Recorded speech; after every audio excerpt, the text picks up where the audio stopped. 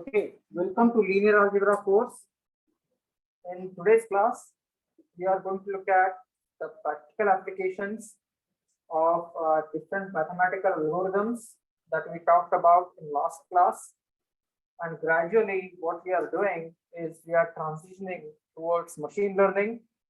So the neural network, deep learning, recurrent neural networks, all that stuff is gonna come. But just to give you a basic idea, what we are trying to do is we are going to look at some simple problems, and we are going to look at how do we solve those simple problems using different techniques, and what is the effect on the solution depending upon what algorithms we choose. Now, the fundamental problem that we have been trying to solve since the beginning comes from this equation. So in applied linear algebra,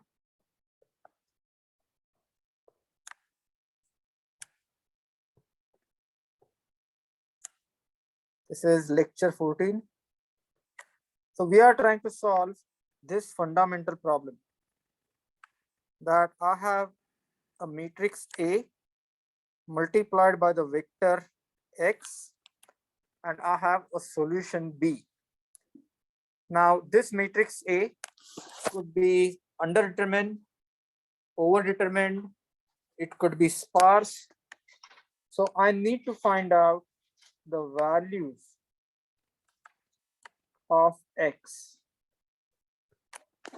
and subjected to particular constraint equations. And we talked about it. So please try to understand right now the way the system is set up. System could be underdetermined or system could be overdetermined, which means the number of equations would be more than number of unknowns, or number of equations could be less than number of unknowns. And these two situations, they commonly arise in data science problem, and we want to solve this system. Clearly, there is no clean way to solve it. So what we have to do is we have to use some sort of optimization criteria to come up with a solution. And if you recollect, last time we gave an optimization criteria, something like this, and we had some discussion on this. Argmin of X, norm of AX minus B, this is an L2 norm, plus a penalty function G of X. Now, what does this mean? So this is the most general way a system of equation can be solved. So I want you to think about the first part. This first part is nothing but the L2 norm, which means we are trying to find out the least square. And this term is called as the regularization or the penalty term. So basically this is called as the regularization or penalty term.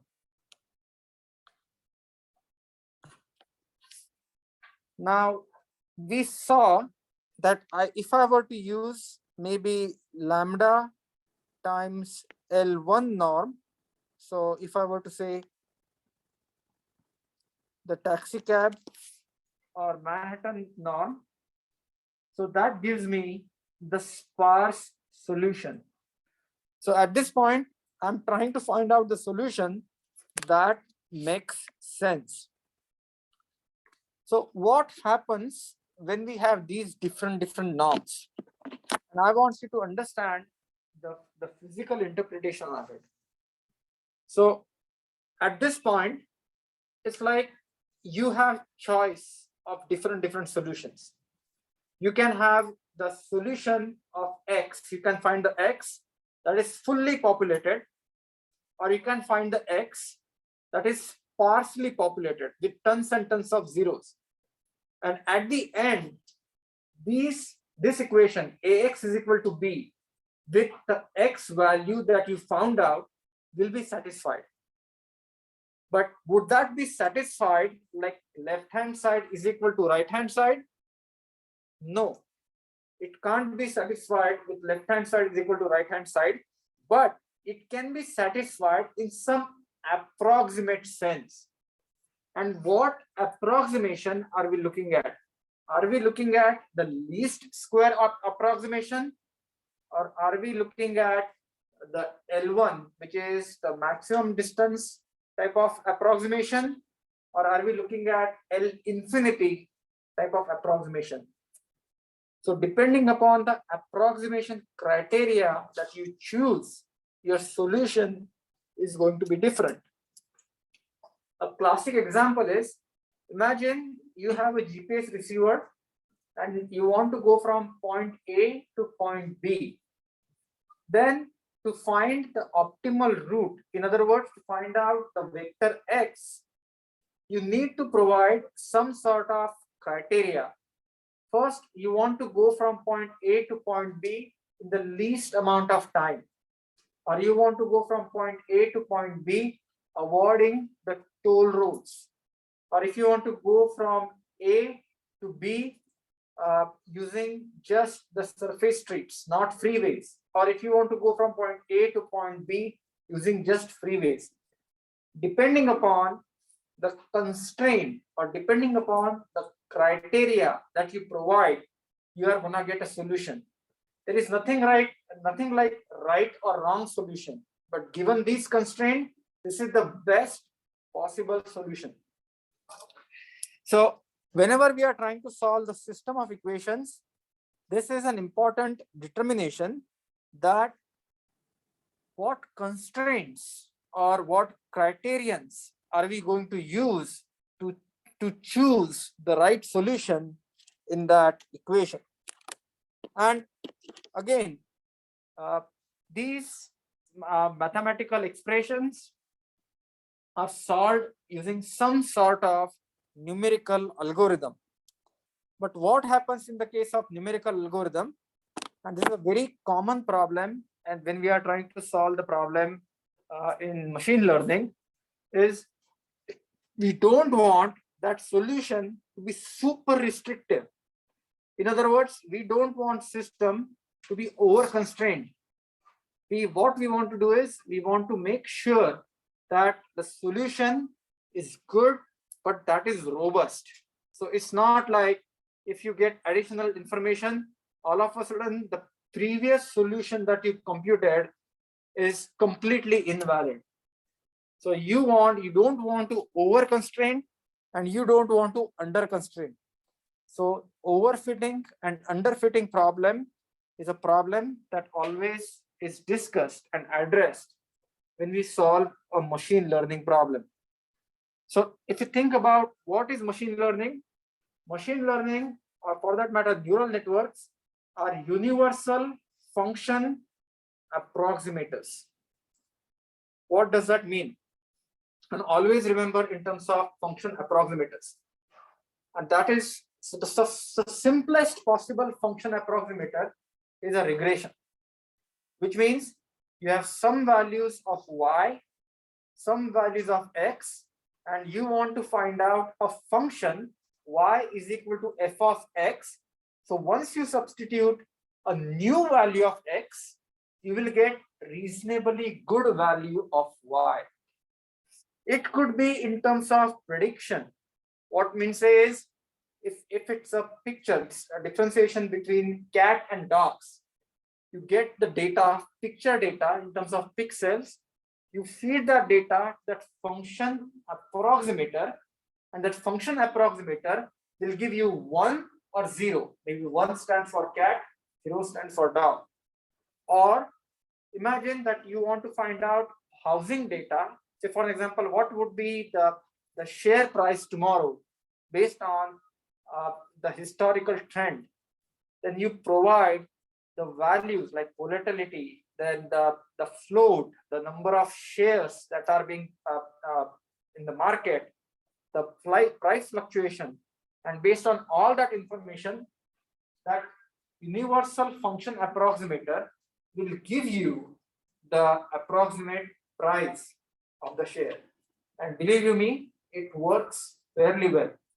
Actually, there is a machine learning class that is offered at SIMT, where this is one of the key problems that is solved, how modeling the share prices using neural networks and advanced neural network algorithms.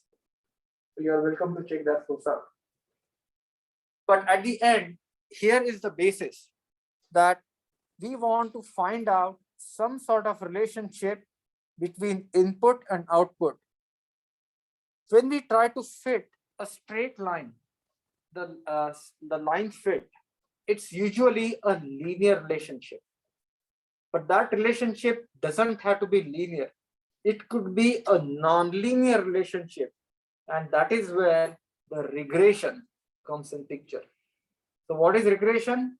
Regression is a technique to find out the linear or non-linear relationship between the input variables and the output variables. When we looked at the linear or the line fit, or when we try to fit a straight line, the equations that we obtained, those equations we could have solved using matrices, and I'll show you those equations can be solved using matrices. But imagine if you have a non-linear equation, you're not gonna get nice matrices that you can solve using matrix manipulation.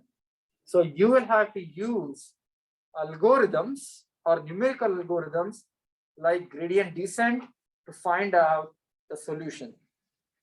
So first thing what I want to show you is before we go to MATLAB, the first part, I want you to understand that the first script, we are going to look at how the solution changes depending upon the criteria that we use. So now what I'm going to do is I want to go to MATLAB. So please go to MATLAB. I'm going to change my screen.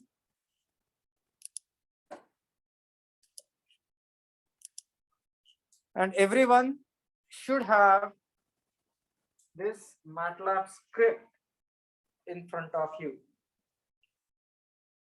Once again, what is a regression? Regression is the big brother of the line fit. Line fit only included a straight line equation, y is equal to mx plus c.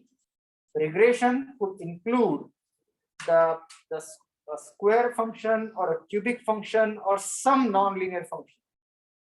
So what I'm going to do is the first example. So line fitting is a first step of regression. If your regression equation is a linear equation, it's a line fit. If it's a quadratic cubic equation, it becomes nonlinear.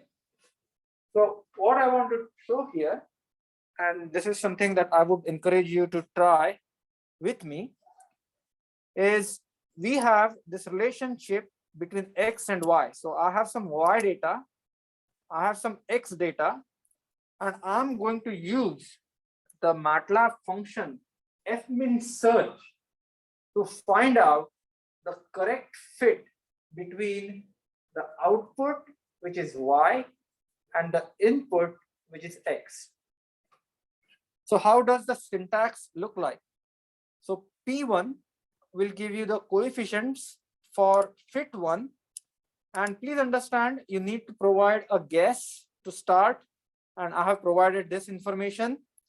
And there are three different types of fits.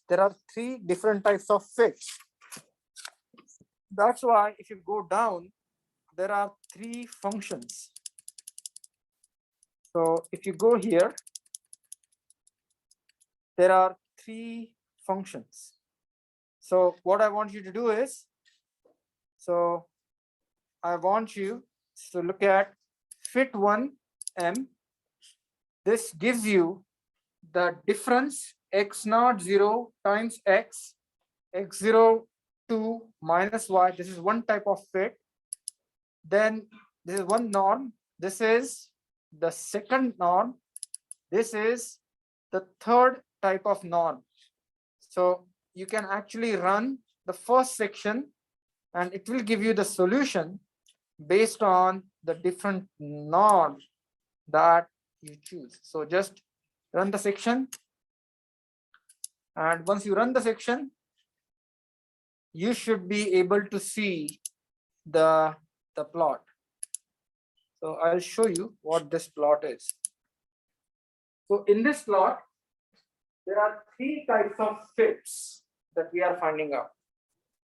These three fits are finding the relationship between the x and y based on three different norms. Those norms are, you have your E2 norm. E2 norm is the least square, which means the error between the solution and the data is minimized in terms of squares of the distances. Then there is second norm, which is called as even norm. What does even norm do? Even norm tries to find out the absolute value of the distances between the solution and the actual data and tries to minimize that. Remember the L1 norm that we talked about in last class, that is expressed as even norm. There is E infinity or L infinity norm.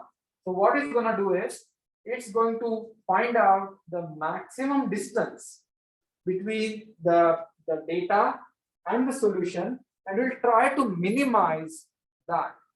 So that's why if you look at, there are three different lines. So the data is shown in red, and the line that we are trying to fit to the data, it is dependent on the type of norm that we specify. The figure below shows the robustness of each criteria, and I talked about it in last class that please note, even though there is a variability in the data, which is all of a sudden you have an outlier, E infinity norm and E2 norm, they go away from the data. So they get influenced by this superfluous incorrect data. But L1 norm or the even norm that is shown over here is still able to capture the trend. That's why when we are using in machine learning algorithms, typically we used L1 norm. My online students, any question? Everyone understood? So this figure shows the relationship between output and input, and this relationship is obtained using different criterions. And as you can see, when the data has a lot of variations, L1 norm gives you the best possible results. Now, next thing which I want to talk about is, so if you go down, it talks about the different types of algorithms to find out the minima. So let me quickly discuss what this technique is about. So the last problem, what we did, we just tried to fit a line. Many a times what we have is, we just don't want to fit a line, but we want to find out the minimum value where the function is minimum. So basically this problem is simply put, and most of you know from calculus, you take the first derivative, equate that first derivative to 0, and that gives you an extremum point. It could be a maxima or it could be a minima. Now the question is, imagine that I have a data set or I have a criteria that spans over two states, x and y. And that function is going to be minimum somewhere. And I want to find out where that function is minimum. So how do I find out those values for the values of state where the function is minimum? I'll give you a very simple example. Okay, imagine what you have is you have two parameters, x and y. And so for an example, x could be maybe displacement, y could be velocity. So once you square x or once you square y, that sort of gives you a measure for the potential energy and the measure for the kinetic energy. So for example, so you have a total energy. You want to minimize that total energy. So you want to find out a point where that function, which is x square plus y square function, is the minimum. And this problem is actually has a lot of implications from the practical point of view. So let me try to explain this real quick with a simple example. So the problem that we are trying to solve is trying to find out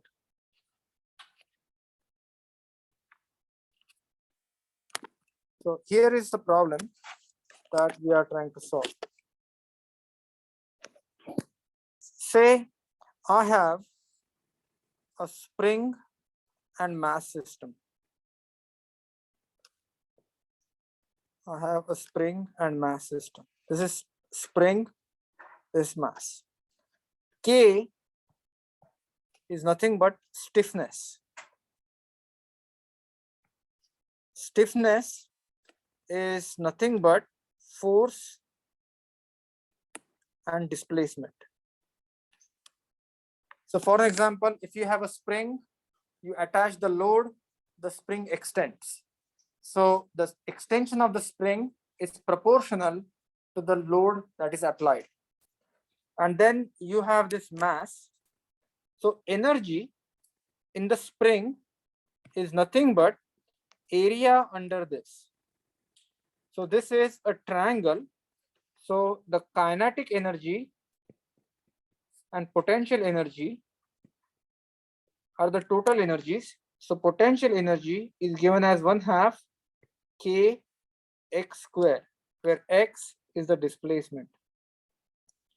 Kinetic energy is 1/2 m times x dot square. Assuming m is equal to 1, assuming k is equal to 1, do you agree with me that the total energy is going to be x dot square plus x square divided by 2? Do you agree with me? This is sort of a parabolic function, or also called as the convex function. What that means is if I were to plot something like x and x square. So if I were to plot something like this. So what I want to show you here, I have energy, I have x, and I have x dot. This is gonna look like a bowl. So this is gonna look like a bowl. So this is called as the convex function.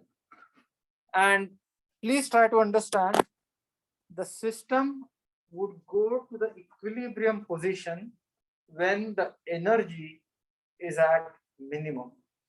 And this is very practical. So for an example, so when we are walking, running, talking, we are spending energy. We are in motion. So we have some kinetic energy, we have some potential energy.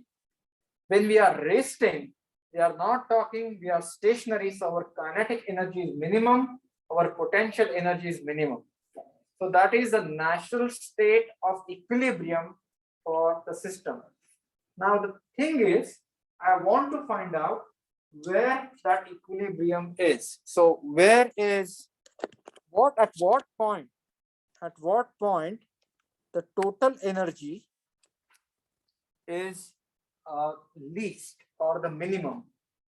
And clearly, this is a nonlinear function. E is equal to x dot square plus x square, the nonlinear function. So how do I find out the value of x and x dot where when the energy is minimum? Clearly, if you use calculus, you can take the derivative, equate that to derivative, but many a times you don't have tools to solve super complicated equations analytically. So you will have to use some sort of numerical technique. And the numerical technique that you will use to find the minima, the numerical technique that you will use to find minima is called as the gradient descent. Now let me explain what the gradient descent means in terms of very simple example. So idea is this. I have a function f of x, and I have a variable x, and this f of x function is something like this.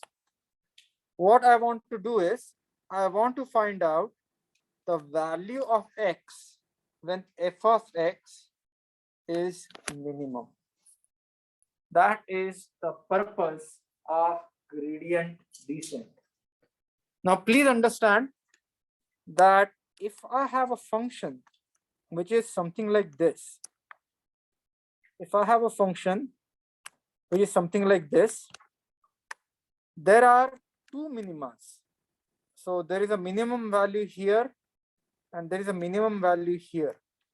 But the minimum value here is the global minima that somehow I would like to find out. So the function that is shown on the left is called as the convex function. The function that I have shown you on the right is a non-convex function because it has local dips. Now, if you were to extend this in 3 dimensions, right, I've just shown you in x and y. Imagine that function f is now dependent on x and z. Then you are going to have actually a bowl. And then if you were to look at more number of states, so you have x, y, z, u, v, w, then you get a complex shape that we cannot draw. That is called as convex hull. CONVEX-HULL. Convex hull is an imaginary bowl in more, say, 3 or 4 or 5 dimensions. That is called as the convex hull. And in most of the optimization problems, what is an optimization problem? Optimization problem, simply put, is this. Take the derivative of function and equate it to 0. For simple functions, you can do that with hand. For complicated functions, you have to use some sort of sophisticated algorithm, or for super complicated functions, you don't have any other choice but to use numerical technique. So let's understand that we have all this data. Okay, what I want to show you is, say, I have this data. And what I want to do is, I want to find out this value. This is the least value that I want to find out. So what is the strategy that I'm going to use? So say I will start here. Okay, I will start here. I will find out the slope. Slope is what? Slope is nothing but the derivative or the gradient. I would see in what direction the slope is the maximum. So clearly, I want you to think about here that if I stand here at this location, there are two directions possible. One direction is this, and the other direction is this. You agree with me? So as I know that the steepest descent is in the downward direction, so what I'm going to do is I'm going to travel down. So I will go to this point. So I will go to this point. And at this point, again, I would look back and front and I would see where is the steepest descent. And clearly it's going forward. So I will go forward by some amount. Then what happens? I would get here. Here also I would see where is the steepest descent. Is it in front of me or is it behind me? Clearly it's front of me. But here is the classic problem. I shouldn't take too large of a step so that I go from here to here. Because as soon as I cross that minima, I get to the other side, and again, I will have to use the gradient descent. But in that case, the maximum slope will not be ahead of me, but it would be behind me. Everyone understood this? Which means I will have to turn around and go down. So two things that are evident from this toy example. First, if I want to find the minima, I should be going downhill. Do you agree with me? That is the first lesson. Second, when I'm going downhill, my step size should not be too large because otherwise I would miss the minima. Do you agree with me? So these two key principles are used in something called as the gradient descent algorithm. So how does this numerical algorithm works? You have a bunch of data set. You are going to find out numerically slope at a point. You are going to advance your data values in the negative direction of the slope by some step size. And you are continuously going to increment that till you meet some sort of convergence criteria. And this is exactly what we did when we decided to find the lowest point using this simple exercise. So what I want to do at this point is I want to share the MATLAB screen. And let me show you the second example. So this example talks about, yeah, question? How do we avoid local minima using gradient descent? So there are different techniques to avoid local minima. So basically, what you do is you check multiple regions rather than starting from one point. You start at multiple points and see where the function is. So you reach a point that is a local minima, but you have another guess, but that minima is not reached. So you will continue and then you'll compare the values. As soon as you find that your function value is lower than the local minima, this is no longer local minima, you shift to this minima and continue. So basically that's why whenever you have a gradient descent, the starting parameter is very important. Where you start is very, very important. So what I want to do is, I want to give you a very simple example and just run this section of the code, and then you will see that I have these different types of surfaces. And how do these surfaces come in the picture? These surfaces are maybe could be a cost function, like cost of doing the work or cost of doing something, or it could be some sort of energy function for the system. And my objective is to find out where the biggest dip is. Now, why this problem is so important? Because when we are going to solve neural networks, when we are going to set up the problem for machine learning, we have to find out the minimum value, or we have to use these types of surfaces to find out the values where the cost function is minimum, and that would help us determine the universal function approximator. So what we are trying to do is we want to find out where the minima is, and these surfaces are unfortunately super complicated. So for example, if you look at this, there are two dips. If you look at this again, there are two dips. This surface is like this, but if you look at this surface is kind of a convex hull wherein you have one local minima. Now the idea is, how do we solve these types of problems? Now the classic numerical technique that we will solve these problems with is called gradient descent, and I would explain you this algorithm. This is exactly the same algorithm that we talked about. So basically I have a function, and that function is given as x squared plus y squared on line number 98. What I'm going to do is I'm going to start with an initial guess, and this could be anything. The better your initial guess is, the good your answer is going to be. So I will start with some initial guess. I will find out that the step size, the optimal step size that I need to take so that I don't miss the local minimas. And then it's very simple. I find the values of next x and next y. And how do I find out the values of next x and next y? Is basically I take the derivative of the function and then plug in the actual values of the actual values of the state.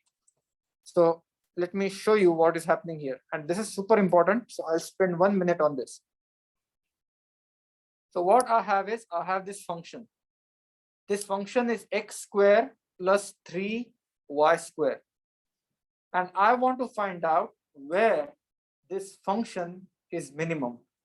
And can you see that this function has an x-axis, has an y-axis, and you have the function that is plotted as x squared plus 3y squared. Do you have a question? Do you have a question? Yes, sir. Would we all trying to avoid taking a derivative? No. So I will. That this is just an example. But later I will show you. You don't have to do the derivative. You can just start work with the numbers. But I just want to set up the problem. Now what I'm going to do next is I'm going to find out the gradient or the derivative of this quantity. The derivative of this quantity, x squared, so 3y squared. This is the function. If I take the derivative of this is going to be 2x delta x. I will say just here, delta x plus 3y multiplied by 2. So this is going to be 6y delta y. Okay. So this is called as the gradient of it. Gradient is the derivative in 2 or more dimensions. If this would have been just x, it would just be derivative. Since this function is dependent on x and this function is dependent on y, I need to take the derivative with respect to individual components, x and y. So this becomes the gradient.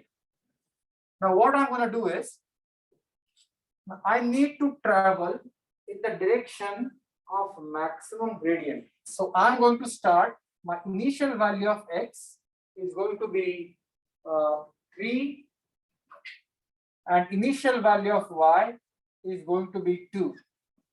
So what I'm going to do is, I'm going to find out the next value of x new is equal to x old minus the step size multiplied by the gradient. And y new is equal to y old minus the step size multiplied by the gradient. So how do I do this? So as you can see in the code, first del stands for the step size. And again, there are mathematical relations for the optimal step size. But for the time being, just assume that step size is a very small number. And then you see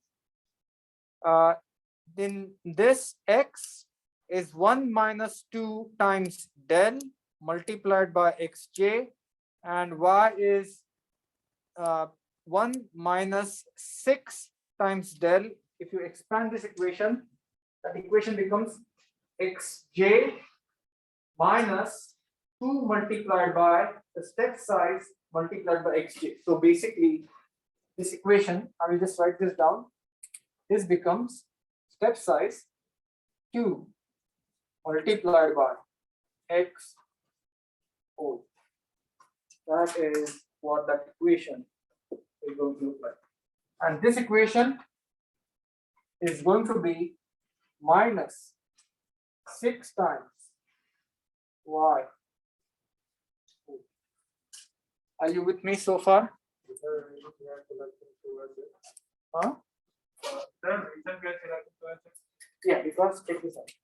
Okay. The change in the x is 2x, and change in the y is 6. Did I make this clear? So your function is x squared plus 3y squared. And what I want to do is, when we solve the actual problems, the function will not be available to us like an analytical expression, but it will be just data. So for the first problem, let's try to find out, if I want to find out the minima, how would I find this out using the gradient descent? So first, I will start with an initial value. This is my initial value. And then what I'm going to do is, I'm going to change my x and I'm going to change my y. How would I change my x and how would I change my y? I would change my x based on the derivative of x and change in y based on the derivative of y. Everyone understood this? And then what I would do is, I would use x new and y new and find out the value of f. So I'm going to find out the value of f, which is function of x new and y new. And clearly, this value of f new has to be less than f x old and y old. And I would continue this process till I find out the value of f that is truly minimum. And for that, what I want you to do is, I want you to run this code. So let's start, just run this code. So you will notice, let me explain what is going on here. Okay, let's go step by step. Initially, we found out the value of delta. So this is the step size that I want to take. Then what I'm going to do is, my initial value, this is very important, my initial value of x was 3. I subtracted step size multiplied by 2, or this is the gradient of x. This is the gradient of x. This is the derivative of x. I subtracted step size multiplied by 2 times x old. I got the second value. Then what I did, I subtracted step size multiplied by the gradient or the derivative of y, and I got y new. And what happened because of that is, I want you to look at this plot. Initially, I was here. Can you see that this point is x is equal to 3, y is equal to 2? You agree with me? And then when I did the gradient descent, I went to the second point. Do Do you agree with me? So I kind of went down the board. Now what happens is, from there, I need to find out where the true minima is. So the next condition is, and this is very important gradient descent, the next step that I'm going to take has to be perpendicular to this descent. So which means I should not continue to go forward, but at this point, my travel should be perpendicular to the initial descent. And that condition is achieved by means of an inner product. So let me show you. So can you see J is equal to 1 to 1, which means this is showing me just one step. So if you change this to J is equal to 1 to 2, so change this from J is equal to 1 to 2, run section, you notice that you went down in the first descent and then you kind of turned and you got here. Everyone understood this? Now change that from 1 to 3. Change that from 1 to 3. And you would notice that third descent is perpendicular to the second descent. You agree with me? And you can keep on doing this till you meet the convergence criteria and you will reach the bottom of the board.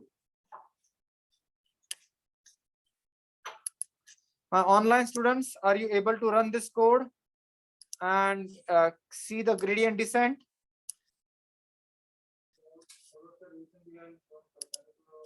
Yes, the reason perpendicular, going for perpendicular is,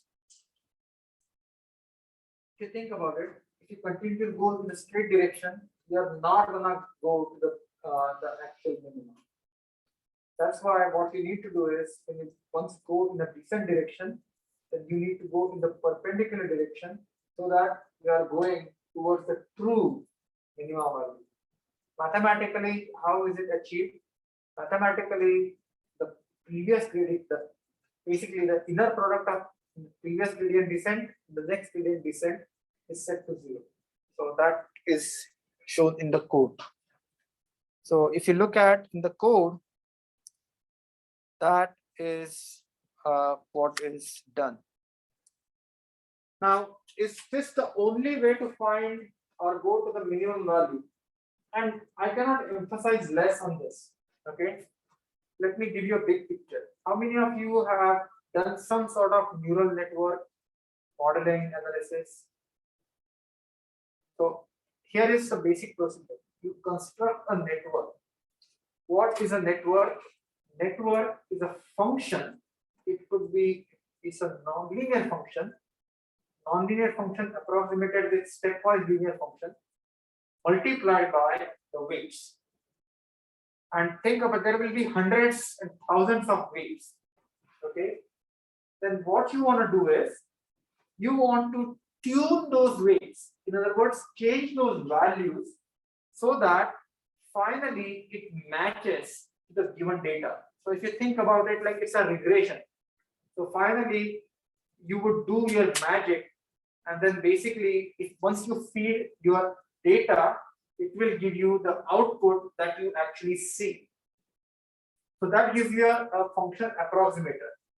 For that, what you need to do is, you need to go through something called as epoch, which means the entire data set, and you will have to go to the backprop, which means those weights on those neurons, they need to be optimized. And how are they optimized? They are optimized by the techniques which are called the gradient descent. So in gradient descent, L1 is the norm that is used. So in gradient descent, the norm that we use, or in machine learning, we use the L1 norm. So there are different ways of finding out the minima. You can run the gradient descent with the built-in MATLAB function, which is called fmin search. And there is just alternate way of finding. So as you can see, this is a tricky problem, And as you can observe that this particular function has two cups. So you want to go to the minima that is truly a global minima, but depending upon where you start, you can get trapped into the upper bowl. That is not the true minima. You want to get to the true minima, which is at the bottom, shown by the blue lines. But depending upon where you start, you may get trapped in the minima that is over here. So that is what is shown in this example. Depending upon where you start, you basically could go to a minima that may not be the true minima. Now, next part which I want to talk about is there is a variation to the gradient descent, which is called as alternating descent. So please try to understand, in this gradient descent, we simultaneously change the values of both the variables. But in the case of alternating descent, which is called ADD, you can actually change one value, and after completion of that cycle, you can change the second value.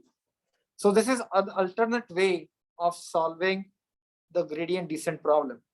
So please run this code, and then it will actually show you how you can find out. Let me see, which figure is this? Yeah, this is the figure.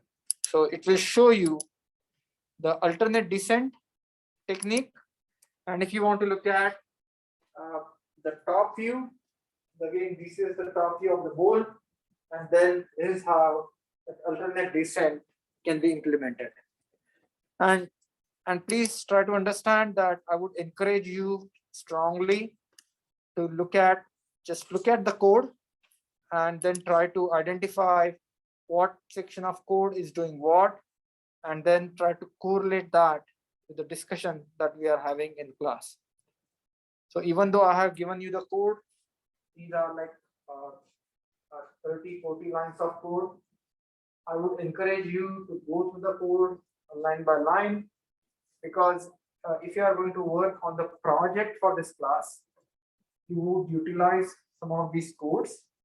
Or when we actually design the neural network, then we will actually use the snapshot or actually some snippet of this code to train and run our neural network. Now, the next part that I want to talk about is how do you solve the system of equations when you have underdetermined and overdetermined system. And now let me extend the discussion here. So this is, let me give you this problem. We have talked about this underdetermined and overdetermined problem in terms of vectors. So for example, I have a rectangular matrix, then I have maybe a vector, and then what I have is I have a solution vector. So this is A, this is X, this is B. Now we always, so far when we try to solve, X is just a vector. So maybe one column, multiple rows. B is also one column, multiple rows. But when you look at the real life problems would be of the structure. You are going to have a matrix here. You are going to have a matrix here. And you are going to have a matrix here.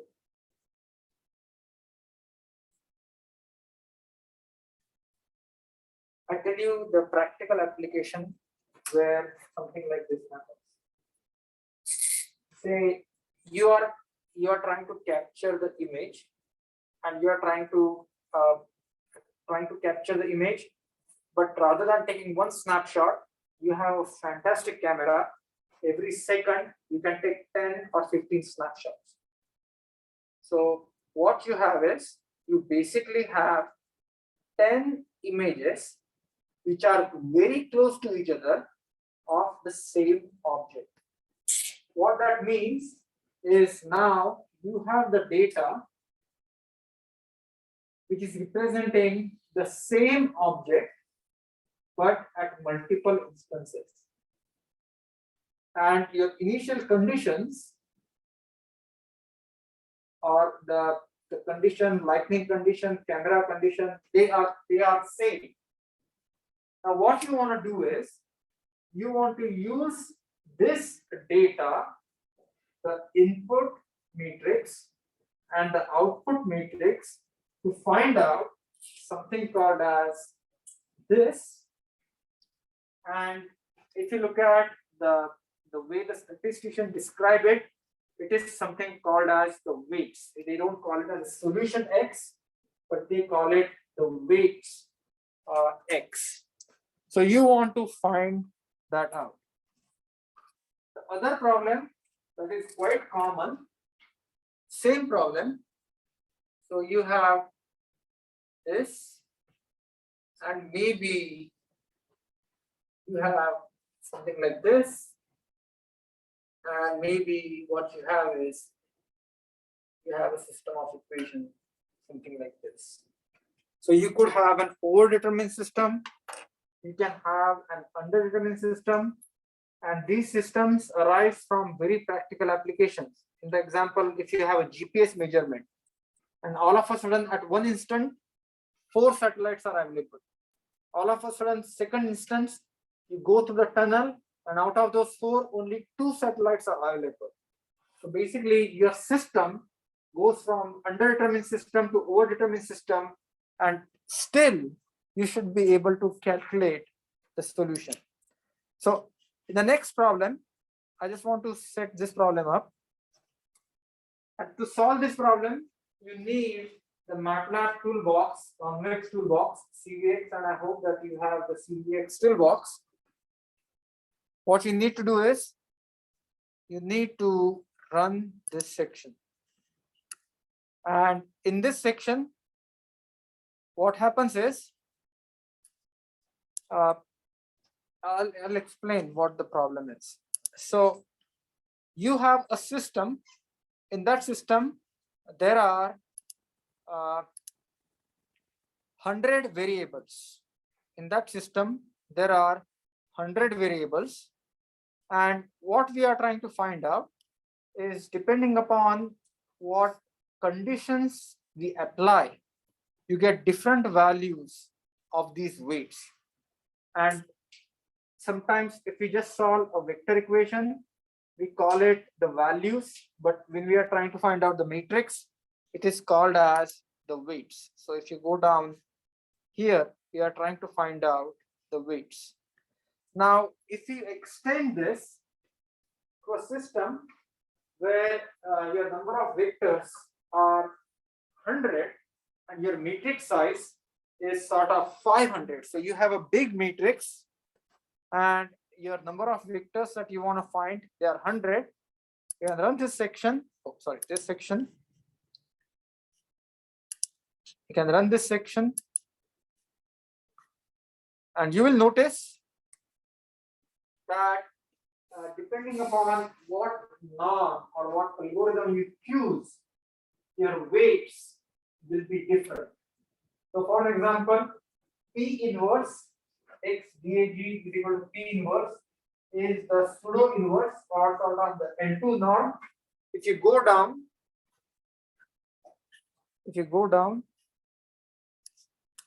then I'm using L1 norm, and if you go down, I'm using L infinity norm.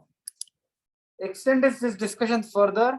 So if you have an overdetermined system, but please note, now this is no longer a vector equation, this is a matrix equation, which means I'm trying to find out this guy, and this is no longer a vector, this is actually a matrix. And you can run this code, and that will show you it will take some time, and it will show you the different weights. So please try to run this code.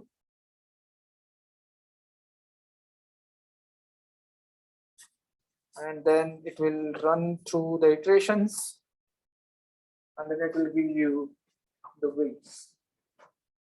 Nice plot. And I'll explain to you in just a second what that means.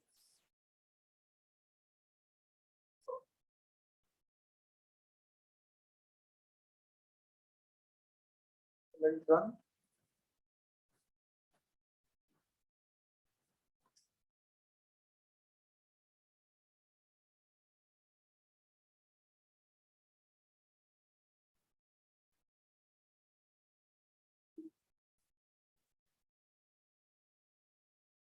So my online students, are you able to run this code? You will need the CVX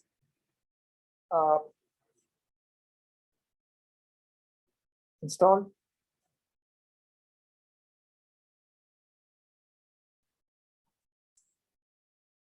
Let me give you a nice picture, and I want to explain what that picture means in terms of a neural network or a universal function approximator problem that we are trying to solve.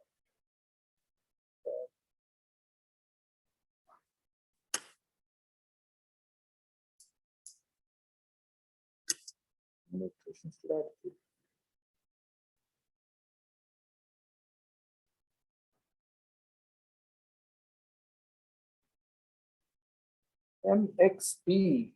So okay, so it will take some time. Did anyone get nice plot? Or still it's running?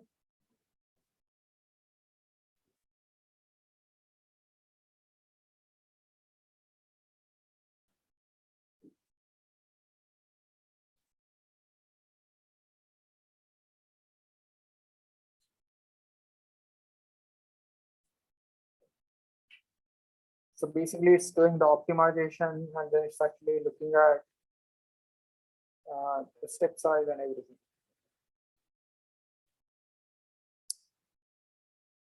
So this is, so if you think about it, it's very important.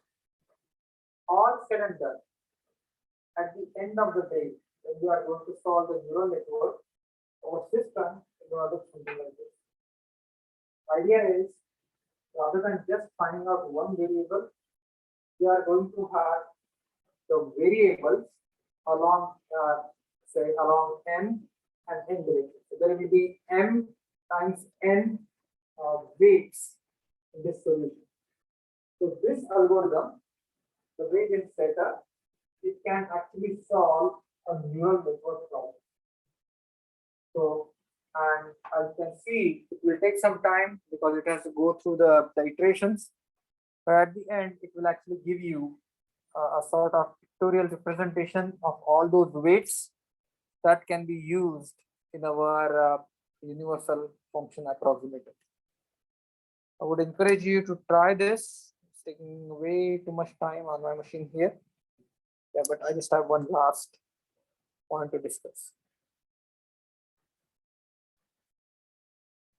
Any question? Yeah. Yes, I'm curious. You said you talked about before using this as like having and a very small version. Okay, it's just the small differences between four images. Right. I usually have HDR on your iPhone. What does high definition recording for HDR pictures on your iPhone? iPhone camera taking multiple images at the same instant. For example, if you have iPhone 12 or 13, there's three cameras. The three cameras are taking the same picture. What do I mean by taking the same picture? Essentially, and we talked about if you have a square matrix that can be vectorized. So basically, you are getting this data, this data, this data. There's some sort of camera parameter, some sort of equation. This guy is known. And now you want to find out this matrix. And this matrix can be found out with some sort of optimization technique. So let me set this problem. What is happening here is think about that we have 60, yeah, 60 times 20, those many weights, those many values of x. And we are providing, so this matrix is 60 times 20. And we are using two different algorithms to find out the value. One is the actual gradient descent type of algorithm, and second one is the sparse algorithm. So what I'm trying to show, the shade that actually shows you the what is the value of that variable. So for example, if you see a variable, so for example, here this is white. Here, this guy is white, right? That means its value is 0.3. This guy is dark, completely dark. Can you see that?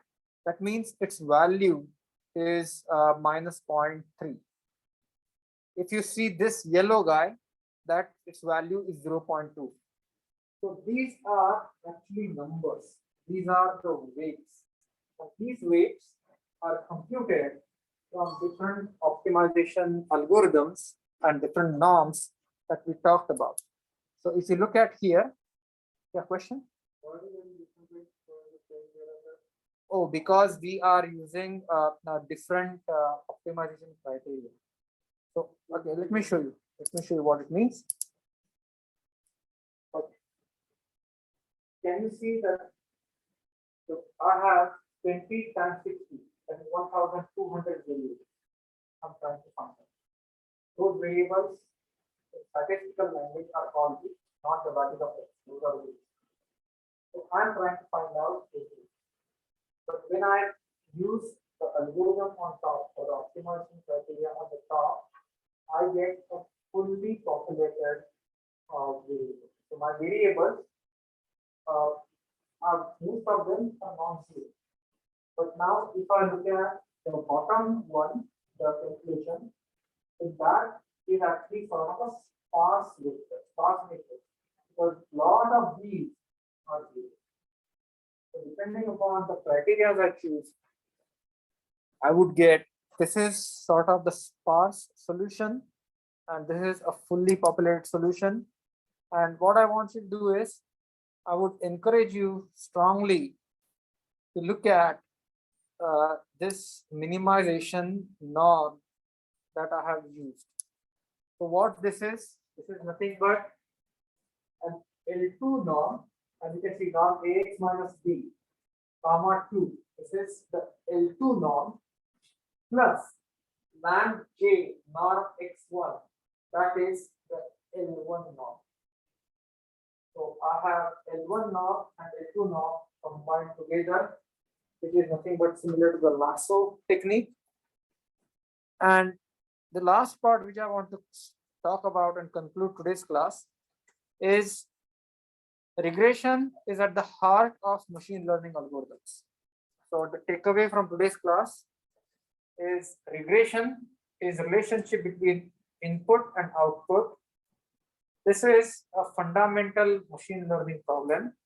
Given an input data, how do we predict the output? Unfortunately, many a times the equations that we get, they could be over constrained or under constrained, over determined or under determined. So the solution is completely dependent on the type of constraint criteria we choose and type of algorithm we choose. So depending upon what type of algorithm you choose, so this is the last example, wherein if you use the technique which is called as lasso, which is a combination of L2 norm and L1 norm, or if you just use the pseudo inverse, your error values are going to be different. So I would just run the last part. Okay, I need to, let's run this. And then run this. So depending upon what criteria you choose, your solutions are going to be different. And there is certain issue here. You know, there is a relationship between the input and output, but it's depending upon what algorithm you choose, that true relationship may be disclosed or may be hidden. So in this particular case, the third ABC, you see over there, that actually shows, this shows, as you can see, this is the error, this is shown as the error. So you have lot of error over here. The least amount of error that you observe is over here.